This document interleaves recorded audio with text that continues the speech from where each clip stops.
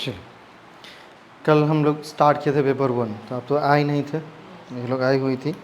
तो मैंने सिलेबस समझाया हुआ था, उसका वीडियो भी रिकॉर्ड किया है मैंने, तो कल यूट्यूब पे पब्लिश भी किया था, है ना। तो उसको एक बार देखिएगा। उसमें जितने भी यूनिट नंबर 1 के अंदर आपके पेपर 1 के अंदर जितने भी यूनिट हैं सबका मैंने अलग अलग समझाया था, कौन कौन सा चीज़ पढ़ना है, क्या क्या पढ़ना है, उसके अंदर कितने क्वेश्चन आते हैं। तो उस वीडियो को एक बार जरूर देखिएगा, वहाँ से सारा आपको पता चल जाएगा कि एग्ज़ाम क्यों देना चाहिए, क्या क्या होता है एग्ज़ाम देने से, और एग्ज़ाम के पैटर्न क्या रहेंगे, है ना, किस पेपर से कितने क्वेश्चन पूछे जाएंगे, इसके बारे में। आज कॉमर्स की टाइमिंग शुरू हुई, आज की क्लास, आज से क्लास शुरू हुई है। तो आज कॉमर्स के सिलेबस के अंदर क्या कौन से यूनिट हैं आपके, है ना, और किस यूनिट में क्या चीज़ दी गई है उसके बारे में पढ़ते हैं, कि वहाँ से कितने कितने क्वेश्चंस निकल कर सामने आएंगे। तो मैंने आपको दोनों सिलेबस दिया है, हिंदी में भी दिया हुआ है सिलेबस और आपको इंग्लिश में भी दिया हुआ है, ठीक है। तो यहाँ हम दोनों एक साथ ओपन तो कर नहीं सकते, इसीलिए मैं इंग्लिश करता हूँ। और बाकी जहाँ दिक्कत होगी मैं हिंदी बता दूंगा। बाकी हिंदी में आपका सिलेबस है ही, तो हिंदी इंग्लिश दोनों सिलेबस को उलट लीजिएगा कि कौन कौन सा यूनिट पढ़ना है और उसमें पढ़ना क्या क्या है। तो दोनों निकालिए, दोनों है कि नहीं, दोनों दिए हैं ना, आपको भी दिया मैंने भी, दोनों निकालिए।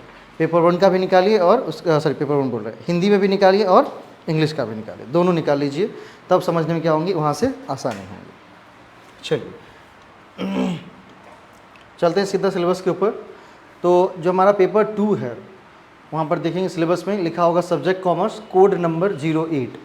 कोड नंबर 08 लिखने का मतलब यहाँ पर ये है कि जो यूजीसी नेट एग्ज़ाम जो होता है, तो वहाँ पर अपने जो सब्जेक्ट है, हमारा अपना जो सब्जेक्ट है कॉमर्स, उसका जो कोड है वो कितना है, 08 है।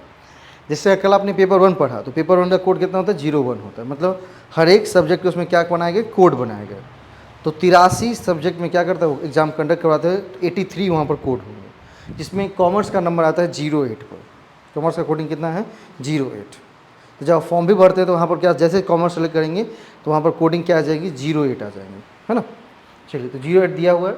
और बाकी यहाँ पर एक पूरा का पूरा जो इस मतलब सिलेबस का कहीं ना कहीं सार कह सकते हैं, मतलब सिलेबस के अंदर जितने भी यूनिट है उसका एक इंट्रोडक्शन यहाँ पर आपके सामने रखा है, यहाँ पर, है ना। यहाँ पर आपके जितने भी यूनिट के अंदर जितने भी हमारे पेपर 1 में जितने हमारे यूनिट हैं, उन सबको कहीं ना कहीं इंट्रोडक्शन में यहाँ पर रखा है कि कौन कौन से यूनिट है, और इसके बाद क्या किया होगा कि जितने भी यूनिट है उसमें क्या क्या पढ़ना है उसके बारे में दिया होगा। तो सबसे पहला यहाँ पर पेज उल्टाएंगे, आप देखेंगे वहाँ पर कि यूनिट बाय यूनिट दिया हुआ, कितने यूनिट पढ़ने हैं हमको।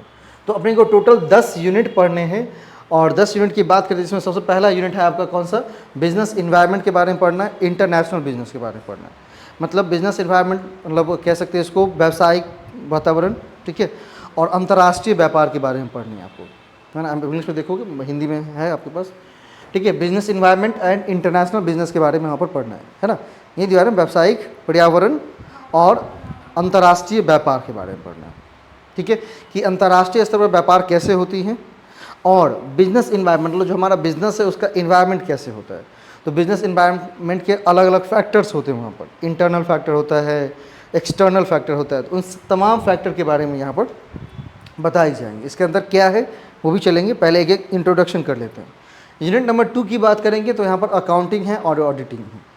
अकाउंटिंग की बात करेंगे तो यहाँ पर जितनी भी कॉस्ट एंड मैनेजमेंट अकाउंटिंग आप देखते हैं, फाइनेंशियल अकाउंटिंग देखते हैं, टैक्स अकाउंटिंग, मतलब जितनी भी प्रकार के accounting, human resource accounting, environmental accounting, सभी प्रकार के अकाउंटिंग की यहाँ पर जानकारी आपको मिलेंगी। साथ ही साथ ऑडिटिंग भी आप पढ़ेंगे, ठीक है, क्योंकि जैसे ही अकाउंटिंग खत्म होती है, बुक कीपिंग खत्म होता है तो अकाउंटिंग शुरू होती है, और अकाउंटिंग का काम खत्म होता है तो किसकी काम शुरू होती है, ऑडिटिंग की काम शुरू होती है। एक चरण है ना, जब 11th में हम पढ़े हुए हैं कि बुक कीपिंग, ठीक है, उसके बाद अकाउंटिंग और उसके बाद ऑडिटिंग। तो यहाँ पर अकाउंटिंग और ऑडिटिंग दोनों के बारे में आपको बताया जाएगा।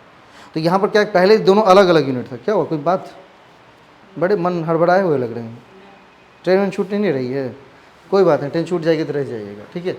अकाउंटिंग एंड ऑडिटिंग, ठीक है, अकाउंटिंग एंड ऑडिटिंग पहले अलग अलग था, बाद में क्या किया, दोनों को एक साथ मर्ज किया गया।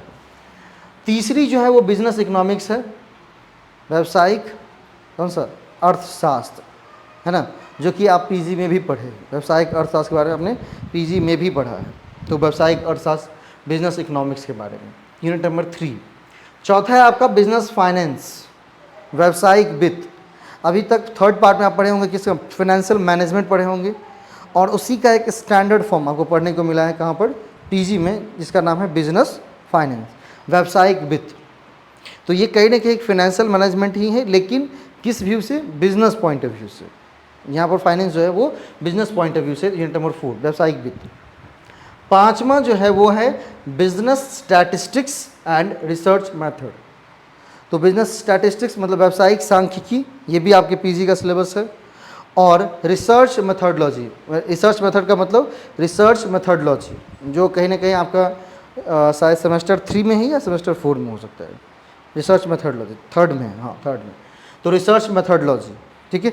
तो वो रिसर्च मेथडोलॉजी जो है वो भी यहाँ भी पढ़नी है, और साथ साथ बिजनेस स्टैटिस्टिक्स पढ़ना है, व्यावसायिक सांख्यिकी के बारे में पढ़नी है। अगली है business management and human resource management. ये दो पहले अलग अलग यूनिट था, बाद में इसको जोड़ा गया है, बिजनेस मैनेजमेंट, और इसमें एक पार्ट का बनेगा ह्यूमन रिसोर्स मैनेजमेंट बनेगा, HRM। इसके बारे में भी आप क्या किए हैं, पीजी में पढ़े हैं। तो कहीं ना कहीं आपको दिखेगा कि जो पीजी में हम पढ़े हैं उसका एक क्या है, एक्सपेंडेड फॉर्म है, उसका एक स्टैंडर्ड फॉर्म आपको पढ़ने को यहाँ पर मिलेगा। 7वां number banking and financial institutions है ना। तो जब मॉनेटरी एक कोई सिलेबस है ना, या शायद ग्रेजुएशन में इंडियन मॉनेटरी सिस्टम करके है, पहले आता था इंडियन मॉनेटरी सिस्टम, एक आता था SAPM security analysis and portfolio management, और एक आता था मॉनेटरी सिस्टम करके आता था, 2 ऑनर्स में होती थी। तो वो जो मॉनेटरी सिस्टम में पार्ट जो है वो यहाँ पर आपको दिखेगा, जहाँ पर आप बैंकिंग और भारत में अदर जो फाइनेंशियल इंस्टीट्यूशन है, मतलब जो बिजनेस को वित्त प्रोवाइड करती है, पैसा देती है, लोन देती है, उसके बारे में यहाँ पर पढ़ना है। कौन सा, यूनिट नंबर 7 के अंदर। यूनिट नंबर 8 मार्केटिंग मैनेजमेंट, पूरी की पूरी आप पढ़ें कहाँ पर, पीजी में, मार्केटिंग मैनेजमेंट है। Unit number 9 legal aspects of business, पूरा लॉ जितना भी जो आप कह सकते हैं ग्रेजुएशन में पार्ट 2 में पढ़े होंगे, है ना, बिजनेस लॉ के बारे में, तो वो सारे लीगल एस्पेक्ट्स ऑफ बिजनेस यहाँ पर आपको देखने को मिलेगा, जिसमें इंडियन कॉन्ट्रैक्ट एक्ट देखने को मिलेगा, सेल्स ऑफ गुड एक्ट देखने को मिलेगा, पार्टनरशिप एक्ट देखने को मिलेगा, कंपनीज एक्ट, जितने भी एक्ट है सबको क्या करनी, पढ़ने हैं, सब बताया गया है। एंड यूनिट नंबर 10, और ये लास्ट यूनिट होंगी हमारे पेपर 2 की, जिसके अंदर आप पढ़ेंगे income tax and corporate tax planning के बारे में। किसके बारे में, इनकम टैक्स के बारे में पढ़ेंगे, और कॉर्पोरेट टैक्स, क्योंकि जो आम मानव, हम जो लोग जो टैक्स देंगे अपने इनकम पर, वो इनकम टैक्स होगा। बाकी कंपनियां जो कमाती हैं उसके लिए जो टैक्स पे करते हैं उसको क्या कहा जाता है, कॉर्पोरेट टैक्स कहा जाता है। क्या कहा जाता है उसको, कॉर्पोरेट टैक्स कहा जाता है। तो कॉर्पोरेट टैक्स के बारे में भी आप पढ़ेंगे, income tax and corporate tax planning. तो कितने यूनिट हो गए आपके पास, कितने यूनिट हो गए टोटल मिला करके, यहाँ से यहाँ तक 10 यूनिट है, 10 यूनिट्स,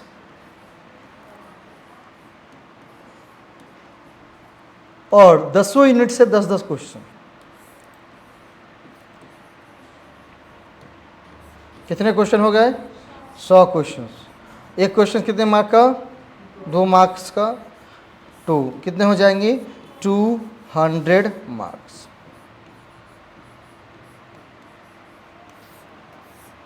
मार्क्स जो कि आपके पेपर 2 से निकल के रहेगा। तो ये कहीं ना कहीं एक बड़े एरिया को कवर करता है। नहीं, वहाँ पर क्वेश्चन थे 50 पेपर 1 में, और नंबर कितना था, 100। यहाँ पर क्वेश्चन कितने हैं, यहाँ पर क्वेश्चन है 100, और नंबर कितने हैं, 200, 200 मार्क्स के बारे में। ठीक है, अब चलते हैं कि इसके अंदर क्या क्या पढ़ना क्या क्या आपको। ठीक है, आपको इंग्लिश में दिक्कत होगी पूछ लीजिएगा, बाकी हिंदी वाला सिलेबस आपके सामने रखा हुआ है। बिजनेस एनवायरनमेंट में सबसे पहला बिजनेस एनवायरनमेंट के बारे में पढ़ना है, मॉनेटरी एंड फिजिकल पॉलिसी के बारे में पढ़नी है, कंज्यूमर प्रोटेक्शन एक्ट CSR के बारे में पढ़ना है, scope and importance of international business के बारे में पढ़ना है, थ्योरीज ऑफ इंटरनेशनल ट्रेड के बारे में पढ़ना है, मतलब इंटरनेशनल ट्रेड के जो अलग अलग थ्योरी हैं उसके बारे में पढ़नी है कि इंटरनेशनल ट्रेड के क्या क्या थ्योरी होते हैं, और जो थ्योरी बनाई गई हैं उसके मेन मोटो क्या है, उसमें क्या ऐसा कहा गया है। तो जो उसका मेन थीम है वो पढ़नी होती है, क्योंकि जो क्वेश्चन पूछा जाता है ट्रेड थ्योरी से वो क्या कहा जाता है कि कौन सा थ्योरी किसने दिया इसको मैच ऑफ द फॉलोइंग में बनाने के लिए, या दूसरा कॉन्सेप्ट रहता है कि कौन से थ्योरी में क्या ऐसी खास बात कही गई थी इसके बारे में। ठीक, इसमें आपके scope and importance and theories of international trade. अगला जो पढ़ना है हमारा इंटरनेशनल बिजनेस के अंदर, वो पढ़ना है एफडीआई के बारे में। एफडीआई तो जानते हैं ना, एफडीआई क्या होता है मुर्शी जी? एफडीआई बोलते हैं ना, भारत में एफडीआई बढ़ा है। एफडीआई का मतलब,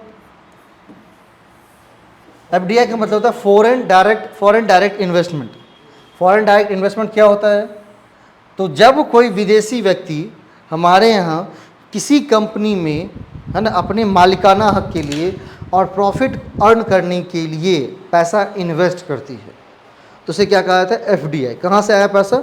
फॉरेन से आया है, और डायरेक्ट आया है तो फॉरेन डायरेक्ट, और इन्वेस्टमेंट के रूप में आया है तो क्या हो जाएगा? इन्वेस्टमेंट। तो एफडीआई के बारे में पढ़ना है कि एफडीआई होता क्या है, कौन कौन से ऐसे सेक्टर हैं जहां आप एफडीआई लगा सकते हैं, कौन से सेक्टर में एफडीआई नहीं लगा सकते हैं, एफडीआई के लिए जो रूट बताया गया है कैसे बताया जा सकते हैं। तो कुछ ऐसा सेक्टर है जहां पर आपको गवर्नमेंट रूट से जाना पड़ेगा। गवर्नमेंट रूट का मतलब भारत सरकार की परमिशन लेनी होगी उस व्यक्ति को जो यहाँ पर इन्वेस्ट कर रहा है, या जो कंपनी चाहती है कि हमें फॉरेन से इन्वेस्टमेंट मिले, तो उसे क्या करना पड़ेगा? सरकार को इन्फॉर्म करना पड़ेगा। ठीक है। इसके बाद फॉरेन डायरेक्ट इन्वेस्टमेंट मतलब ये कितना उसमें क्या है, कोटा है, मतलब कितनी परसेंट हम लगा सकते हैं पैसा, है ना, ये भी चीज़ दी गई है। और इससे मतलब बेनिफिट्स क्या होगा, किसको? होम कंट्री को और होस्ट कंट्री को। मतलब यहाँ पर जो एफडीआई लगेगी उससे होम कंट्री को और होस्ट कंट्री को क्या फ़ायदा मिलेगा? तो होम कंट्री का मतलब जहाँ पर क्या हो रहा है, जहाँ पर हम पैसा लगा रहे हैं। होस्ट कंट्री मतलब होस्ट कंट्री मतलब जहाँ पर पैसा, हाँ, जो पैसा लगा रहा है वो क्या कहलाएगा? होस्ट। और जहाँ पैसा लगा रहा है वो क्या कहलाएगा? होम। मान लीजिए ऑस्ट्रेलिया से पैसा यहाँ पर आ रहा है तो हम उसके लिए क्या है? होम। ठीक है। और वो क्या है? हमारी होस्ट कंट्री हो जाएगी। तो होम कंट्री को क्या फ़ायदा होगा एफडीआई से? तो एफडीआई से फ़ायदा क्या होगा? इंफ्रास्ट्रक्चर बढ़ेगा, रोज़गार बढ़ेंगी। होस्ट कंट्री को क्या फ़ायदा होगा? तो होस्ट कंट्री को क्या फ़ायदा होगा? वहाँ पैसा मिलेगा, मतलब यहाँ से क्या करेगा? जो व्यक्ति ने पैसा लगाया है वो कमाएगा, और जितना ज़्यादा कमाएगा टैक्स किसको देगा? सरकार को देगा। तो सरकार की भी इनकम बढ़ी या नहीं बढ़ी? सरकार की इनकम बढ़ी ना? हाँ, सरकार की इनकम बढ़ी।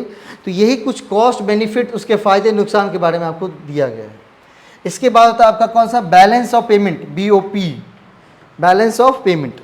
देखिए, जब एक देश एक निश्चित समयावधि में दूसरे देशों के साथ क्या करता है? कुछ पैसे की लेन देन करती हैं। क्या करते हैं? उसको पैसे की लेन देन करती हैं, तो उसे बैलेंस ऑफ पेमेंट का नाम दिया था। क्या नाम दिया था? Balance of payment. अब यहाँ देखना होता है कि जितना पैसा लिया है उससे ज़्यादा दिया है। मतलब कि मान लीजिए कि हमने पैसा बहुत ज़्यादा ले लिया, किससे? कहाँ से? किसके थ्रू? आप बैलेंस ऑफ पेमेंट मतलब कहा कि बैलेंस ऑफ पेमेंट मतलब हम खूब दबा कर यहाँ से बेचे सामान। तो दबा कर जब सामान बेचेंगे विदेशों को तो क्या मिलेगा? पैसा मिलेगा। तो जब भी एक्सपोर्ट हमारा बढ़ेगा, हमारे पास पैसा आएगा। अगर मान लीजिए कुछ चीज़ हम नहीं बनाते हैं जिसकी हमें बहुत ज़्यादा नीड है, तो हमें क्या करने पड़ेंगे? इंपोर्ट करने पड़ेंगे, आयात करने पड़ेगा। तो आयात पर क्या हो जाएगी? जब भी आयात करेंगे तो पैसा हमें देना पड़ेगा, और जब हम एक्सपोर्ट करेंगे तो हमारे पास पैसा आएगा। तो ये बैलेंस ऑफ पेमेंट में ये देखना होता है कि हमने कितना दिया और हमें कितना मिला, या अगर बराबर है, मान लीजिए जितना हमने कमाया उतना ही हमने खर्च किया, मतलब जितना हम एक्सपोर्ट करके बाहर से अर्न करके लाए उतना ही हम क्या करें? वहाँ से वस्तु इंपोर्ट करके लाए और उसको खा पी करके पचा दिए। ठीक है। तो यहाँ पर बैलेंस ऑफ पेमेंट क्या हो जाएगा? बराबर हो जाएगा। कभी कभी बैलेंस ऑफ पेमेंट क्या होता है? बहुत ज़्यादा होता है। बैलेंस ऑफ पेमेंट क्या होता है? फेवरेबल होता है। जैसे मान लीजिए किसी को 75,000 दिए, उसका सही टाइम पर काम हो गया, तो वो क्या करेगा? फटाक से जितनी भी रकम है आपको क्या करेगी? जल्द से जल्द जमा कर देगा।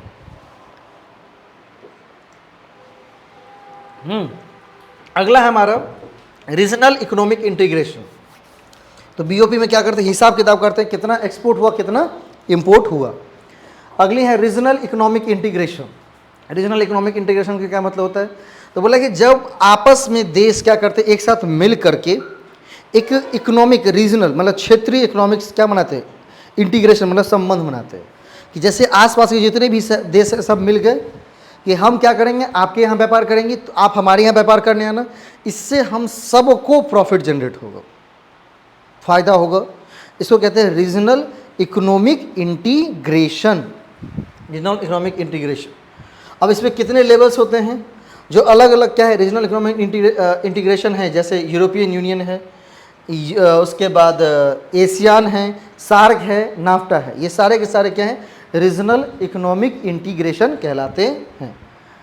अगला हमारा international economic institutions, world level पर क्या है, विदेशों में वर्ल्ड लेवल पर काम करे कोई फाइनेंशियल इंस्टीट्यूशंस, जैसे हमें बैंक, अब हमें अगर लोन की ज़रूरत पड़ेगी तो हम IMF तो डायरेक्ट नहीं जाएंगे, हम क्या करेंगे, सरकार बैंक से मांगेंगे, बैंक सरकार से मांगेंगे।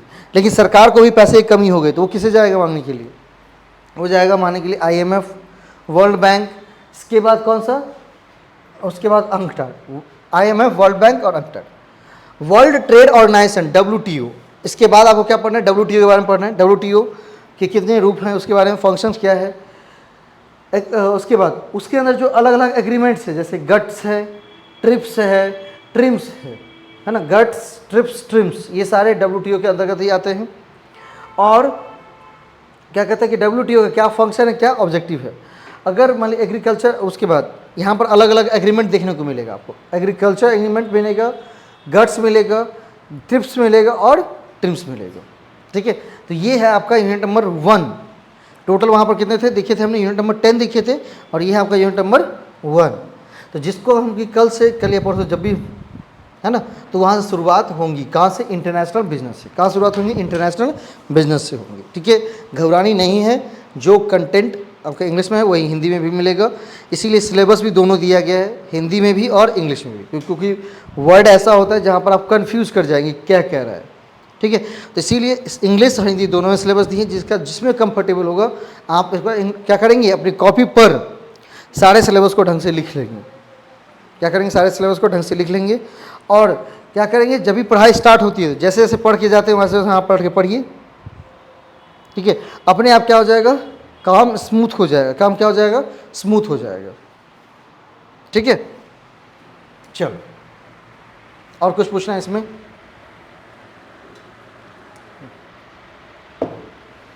यूनिट नंबर 2 के बारे में अकाउंटिंग ऑडिटिंग की चर्चा है। किसकी चर्चा है, अकाउंटिंग ऑडिटिंग की है। बाकी यूनिट नंबर 10 हमने दिखाई दिया है कि कौन कौन सा यूनिट पढ़ना है, जिसको पढ़ाने वाले हैं उसको समझा दिए हैं। अब जैसे जैसे क्लासेस आगे बढ़ती जाएंगी, जब यूनिट नंबर 2 पढ़ाने आएंगे तो उससे पहले एक दिन सिलेबस कर देंगे, फिर नंबर 3 आएंगे एक दिन उसको सिलेबस कर देंगे। इस तरह से हम स्टेप बाय स्टेप क्या करते चलेंगे, चलते चलेंगे, ठीक है। हाँ, ये सारी चीज़ें हिंदी में भी आपको लिखी हुई हैं, आप देख सकते हो उसको। चलो, है ना। इसका कल 4 बजे से, आज कितने बजे, लेट हो गया था आपको, क्या है, बहुत लेट हो गया था आपको, 4:30 हो गया था। अच्छा, कोई बात नहीं, ठीक है। 4 से रहेगा, 4 से 5 में पेपर 1 कल से, और पे 5 बजे के बाद क्या रहेंगी, कॉमर्स की रहेंगी, ठीक है। किसका, हाँ कल से रहेंगी, क्यों, हाँ आज स्टार्ट हो गया ना, इसीलिए सिलेबस आपके सामने डिस्कस है। स्टार्ट हुआ कि नहीं,